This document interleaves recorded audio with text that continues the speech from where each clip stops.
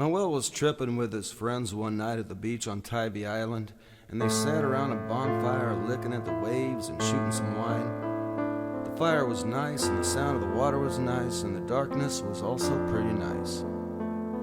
Homely shaded clouds covered the moon and hid the light that was coming off it. And at one point, 3, 4, maybe it was 7 dudes came wandering up to the fire. They sat and they chatted for a while and handed out cans of cold, silvery beer. And all them long hairs talked about the war brewing somewhere new or not so new, and they all agreed they wouldn't go fight if they brought back the draft. Heavy metal music had taught them all well, the folly of human ultraviolence. Then the moon came out, and they all made a silent wish for world peace and a piece of pussy as they were newly bathed in that reflected light. Meanwhile, Reno was at the peak of his acme of his peak 3 seconds before one of the new guys squinted deep into his eyes like he was examining them. He asked Reno if he was feeling all right, and Reno said yeah, and the guy said, "Dude, you're going to be real fucked up pretty soon," with the fake concern dripping off his separated lip muscle. The guy wasn't a bad guy, but, the idea of freaking out a guy on vitamin A seemed funny at the time. Anyway, later John, or Pete, the guy whose hippie parents had given him 2 separate but equal first names, so you can take your pick, he gave Reno a ride home on the back of his Suzuki. Right after the 3rd bridge, they switched lanes to pass a car ahead of them. Reno was still fumbling a bit and didn't realize that there was a center lane for passing. Reno thought that John, or Pete, was pulling over into the path of the big truck that was approaching there, which, he wasn't. Reno thought about his motorcycle riding, hammer of Thor hanging out the 14th floor window for a giggle, friend, and falsely thought that John or Pete was going to play a game of chicken.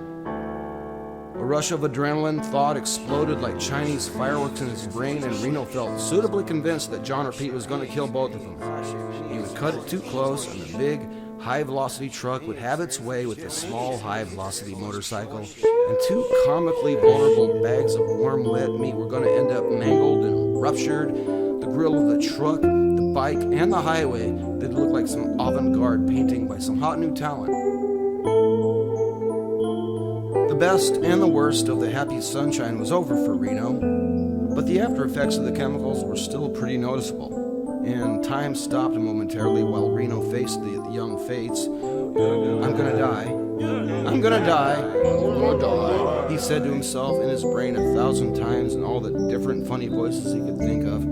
The inevitability was always certain, and only the timing was in question. But hell, given the pretty narrow window, if you think about it, in the face of, glaciers and evolution, Jupiter, and, Reno, he felt no sad panic, no angry regret. He felt good. The particles of his existence converged with the warm, wet wind that was streaming in from the east, and he was blanketed with acceptance 1,000 more times, but this time singing a bit, "I'm gonna die, I'm gonna die, I'm gonna die." And he did die. Right that moment, nothingness and everythingness emptied and filled Reno's being. He was shrouded with a cosmic final embrace. John, or Pete, meanwhile, finished passing the white Volkswagen hatchback and moved smoothly back into the far right lane.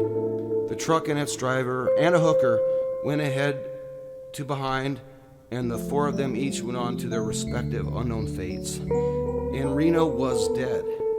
The next morning he slept late and then went out for pancakes, and he didn't even take a shower.